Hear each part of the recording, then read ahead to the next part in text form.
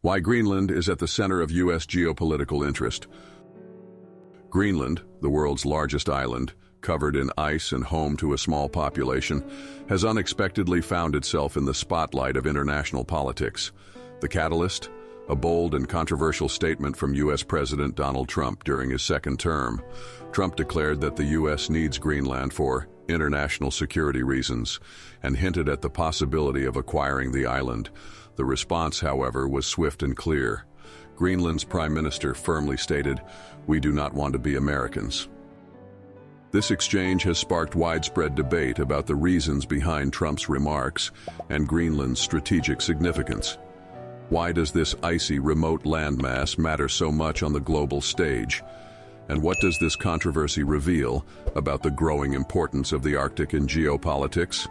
In this video, we'll explore the story behind Trump's statement, Greenland's defiant response, and the broader implications for global power dynamics. To understand why Greenland matters, let's first consider its geography and global standing. Greenland is a self-governing territory under the Kingdom of Denmark. While it boasts a vast landmass, larger than Mexico, it has a very small population of just over 56,000 people, mainly Inuit. Despite its sparse population, Greenland occupies a unique position in the Arctic, connecting Europe, North America, and Russia. Greenland is also home to the U.S.'s northernmost military installation, Thule Air Base, a vital asset for missile defense and Arctic surveillance. This alone highlights its strategic importance. But beyond military considerations, Greenland is rich in untapped resources like rare earth metals, which are crucial in modern technology, as well as oil and gas deposits. Climate change, unfortunately, is hastening the melting of Greenland's ice, uncovering new opportunities for economic development, further elevating its value on the global stage. Trump's remarks may have surprised many, but they are far from the first instance of U.S. interest in Greenland. During his first term, Trump famously suggested purchasing Greenland, leading to a diplomatic rift between the United States and Denmark. What fewer people know is that the idea of acquiring Greenland goes back even further. In the 1940s, the U.S. under President Harry Truman proposed buying Greenland for $100 million in gold. Even before that, American strategists saw Greenland as vital for securing the Arctic and protecting North America during World War II. Although such proposals never came to fruition, Greenland's geographical and strategic significance has kept it on Washington's radar. When Donald Trump stated that Greenland is critical for international security, what did he mean? One aspect lies in the Arctic's growing role in global politics. Historically seen as a frozen and isolated region, the Arctic is becoming increasingly accessible due to climate change. Melting ice has opened up new shipping routes, reducing travel distances between continents. As a result, countries like the US, Russia, and China are racing to exert influence in the Arctic. Greenland, located in the heart of this region, is a key player in this new geopolitical chessboard. Its proximity to the Arctic's emerging trade routes and vast natural resources make it a valuable asset. Rare earth elements, in particular, have become a focal point as they are essential for advanced technologies, including electric vehicles, smartphones, and military systems. Greenland's untapped deposits provide an opportunity to reduce reliance on China, which currently dominates the global rare earth market. The island also plays a critical role in military strategies. Thule Air Base, operated by the U.S., provides critical radar and missile detection systems for North American defense. Any country in control of Greenland would gain a significant advantage in monitoring and defending against potential threats, especially in the Arctic region. Despite Trump's insistence on Greenland's importance, the response from Greenland's leadership was unequivocal. Prime Minister Moot Borup-Egede rejected the notion outright, reaffirming Greenland's commitment to its independence and cultural identity. "We do not want to be Americans," he declared, voicing the sentiments of many Greenlanders who cherish their autonomy. Greenland has been carving out its identity as a self-governing territory under Danish rule. While Denmark oversees issues like defense and foreign policy, Greenland manages its internal affairs and natural resources.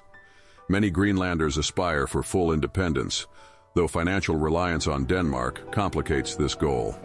Trump's remarks, if anything, only strengthened Greenland's resolve to protect its sovereignty in the face of external pressure.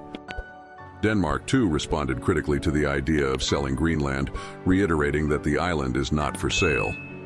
Danish officials viewed Trump's comments as both unrealistic and disrespectful, further straining relations between Denmark and the U.S. Greenland's newfound prominence is tied to the increasing importance of the Arctic in international relations. The region is becoming a stage for competition among major powers, with the U.S., Russia, and China vying for influence. Russia has been particularly assertive, expanding its military presence in the Arctic by building bases and modernizing its fleet of icebreakers. China, while not an Arctic nation, has declared itself a near-Arctic state and invested heavily in Arctic research and resource extraction projects. The U.S., meanwhile, has responded by emphasizing its commitment to Arctic security, which is likely one reason for Trump's renewed interest in Greenland. The Arctic's climate has become another flashpoint. As global temperatures rise, the melting polar ice caps are exposing valuable resources and new transportation routes. However, this also presents environmental challenges and raises questions about how to balance development with sustainability. Greenland, caught at the center of this transformation, must navigate these competing pressures carefully. Trump's remarks about acquiring Greenland also raise broader ethical considerations. In the 21st century, outright purchasing land sounds like a relic of colonialism. For Greenland, the notion of being acquired by a superpower clashes with its aspiration for independence and autonomy. This controversy shines a light on the tension between small nations or territories and global powers that covet their land and resources. It's a debate about sovereignty in an increasingly interconnected world. How should independent or semi-independent regions like Greenland assert themselves when faced with the ambitions of powerful countries? Meanwhile, Greenland must also weigh its relationships with various nations carefully. While rejecting U.S. interests, it recognizes the importance of economic partnerships in developing its resources. Finding a balance between asserting independence and engaging with global superpowers remains a challenge for Greenland's leadership. Greenland's unexpected rise to geopolitical fame is a fascinating story that reveals much about the evolving dynamics of global politics. From Donald Trump's bold remarks to Greenland's defiant response, this episode highlights both the island's strategic importance and the larger scramble for influence in the Arctic. For the general public, this is more than just a political feud or an unusual news story.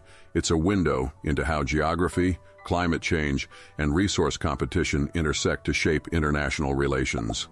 Greenland, with its icy landscapes and small population, may seem like an unlikely focal point, but its future could have far-reaching consequences for the world. As we consider the Arctic's growing role in geopolitics, it's worth reflecting on the broader implications of Trump's controversial proposal.